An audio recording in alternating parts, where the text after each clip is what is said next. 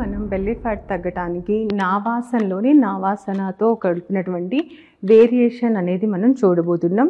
దానికోసం ముందుగా దండాసన స్థితికి రావాలి. దండాసన స్థితిలో లెగ్స్ రెండు నేను ఈ విధంగా బ్యాక్ పెట్టేశాను.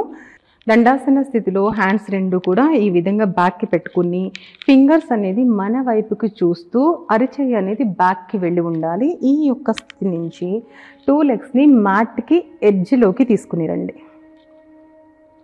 ఈ ఎడ్జ్ నుంచి లెగ్స్ రెండు ఫోల్డ్, దెన్ స్లోగా నెక్స్ట్ ఈ ఎడ్జ్కి రావాలి. కానీ డౌన్ ఫ్లోర్ వరకు టచ్ చేయొద్దు, ఎయిర్లోనే ఉండేటువంటి ప్రయత్నం చేయండి.